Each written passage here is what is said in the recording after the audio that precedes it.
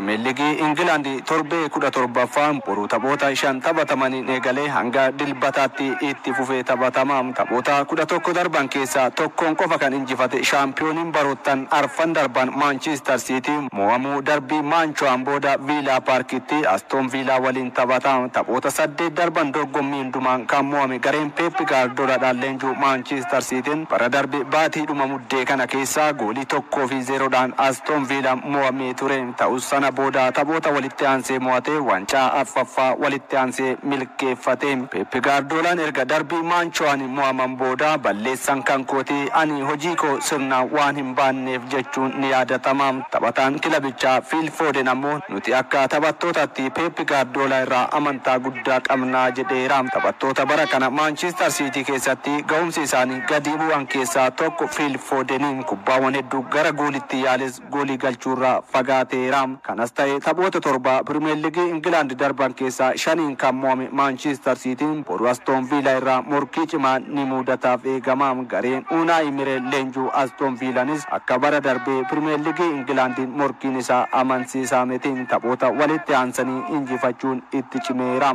Torbee darbe goolii 1-0 dursaa turanii Nottingham Forestin goolii 2-1 mo'amuun boru Manchester City waliin taphata. Tapha kanaan gama Manchester Citytiin John Stones fi Matteo Kovacic torbee darbe deebi'an boru jalqabarraa taphatu eegama. Manuel Akanjiin shaakala hojjeteera. Taphni tokko adabbiin kan jala darbe Rico Lewis adabbii isaas xumureera. Gama Aston Villatiin taphataan sarara fuulduraa Oli Watkins miidhama salphaa qaba taphachuuf dhiisuunsaa hin baramne. Jacob Ramsey hin taphatu jedhameera. Taphni kun boru waaree booda sa'aatii 9:00 eegalee taphatama. Tapha biraatiin galgala sa'aatii 12 eegalee Nuno Espirito Santo jalatti gahumsa olaanaa mul'isaa kan jiru Nottingham Forest Brentford waliin taphata. Nottingham Forest taphicha injifannaan Arsenal hanga taphatutti sadarkaa 3ffaa irraa fudhachuu danda'a. Sa'aatii dhuma wal fakkaataa 12 eegaluun Ipswich Town Newcastle United West Ham Brighton waliin taphatu. Galgala sa'aatii 2:30 eegalee darbii Londanii Selhurst Parkitti Arsenal Crystal Palace waliin taphni taphatu ni eegama. Torbee darbe Everton waliin goolii malee qixa kan ba'e The Gunners hawwiin waggoota 20 booda shaampiyoonii Ingilaandi ta'uu harkatti laafeera. Kilabichi walakkaa taphoota liigichaa bara kanaatiin hin mo'anne. Amma garaagarummaan Liverpool tapha haftee tokko qabu waliin qaban qabxii 6dha. Mikel Arteetaan garee waancaa Karabaa'uun guyyaa 2 dura goolii 3-2 injifatan Crystal Palace waliin boru Premier League Ingilaandin taphata. Taphoota 49 waliin taphatan keessaa 30 kan mo'ate Arsenal taphoota 5 qofa Crystal Palace mo'amee riikoordii irratti qaba. Tapha kanaan Declan Rice boqonnaan tapha Carabao Cup kennameefii ture ni taphata. Taphattoonni sarara ittisaa Ricardo Calafiori fi Ben White miidhamarraa hin deebine. Takes the defender away. Gakpo's ball. Here's Salah.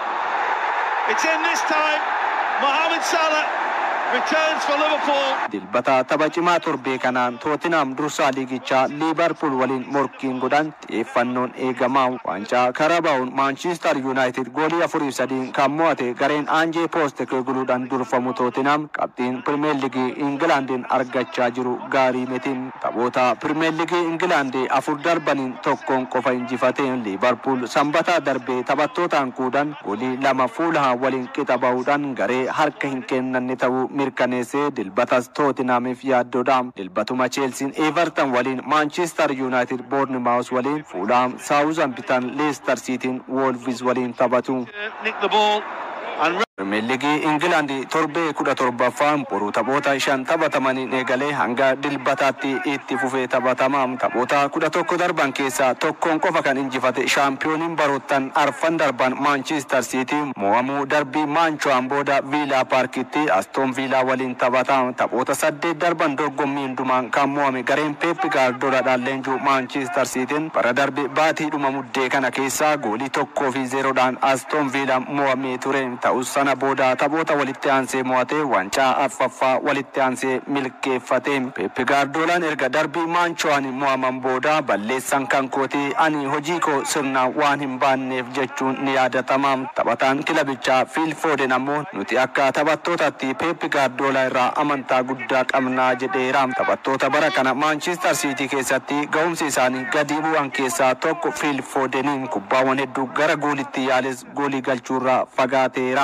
kanas ta'e taphoota torba Premier League England darban keessa shaniin kan mo'ame Manchester City boru Aston Villa irraa morkii cimaa ni mudataaf eegama. Gareen Unai Emery leenjuu Aston Villanis akka bara darbee Premier League England morkiin isaa amansiisaa miti taphoota walitti aansanii injifachuun itti cimeera. Torbee darbe goolii 1-0 dursaa turanii Nottingham Forest goolii 2-1 mo'amuun boru Manchester City waliin taphata. Tapha kanaan gama Manchester Citytiin John Stones fi Mateo Kovacic torbee darbe deebi'an boru jalqabarraa taphatu eegama. Manuel Akanjin shaakala hojjeteera. Taphni tokko adabbiin kan jala darbe Rico Lewis adabbii isaas xumureera. Gama Aston Villatiin taphataan sarara fuulduraa Oli Watkins miidhama salphaa qaba taphachuuf dhiisuunsaa hin baramne. Jacob Ramsey hin taphatu jedhameera. Taphni kun boru waaree booda sa'aatii 9 fi walakkaa eegalee taphatama. Tapha biraatiin galgala sa'aatii 12 eegalee Nuno Espirito Santo jalatti gahumsa olaanaa mul'isaa kan jiru Nottingham Forest Brentford waliin taphata.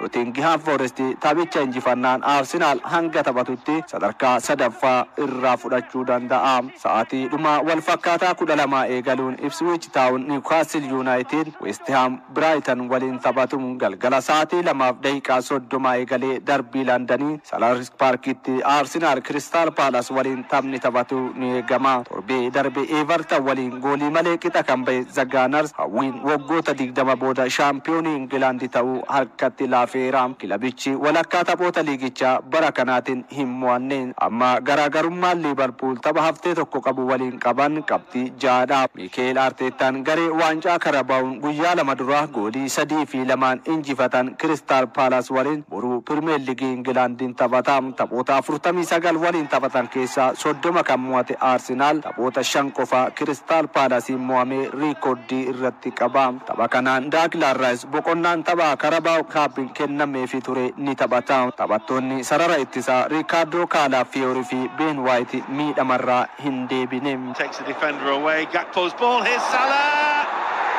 It's in this time. Mohamed Salah returns for Liverpool. Dilbata tapha cimaa torbee kanaan Tottenham dursaa liigichaa Liverpool waliin morkiin godhan xiyyeeffannoon eegama. Waancaa Karabaa'uun Manchester United goolii 4-3 kan mo'ate gareen Ange Postecoglou'dhaan durfamu Tottenham qabxiin Premier League Englandin argachaa jiru gaarii miti. Taphoota Premier League England 4 darbaniin tokkoon qofa injifate. Liverpool sanbata darbee taphattootaan kuudhan goolii 2 Fulham waliin qixa ba'uudhaan garee harka hin kennanne ta'uu mirkaneessee dilbatas Tottenhamiif yaaddoodha. Dilbatuma Chelsea Everton waliin Manchester United Bournemouth waliin Fulham Southampton Leicester City Wolves waliin taphatu. Nick the ball and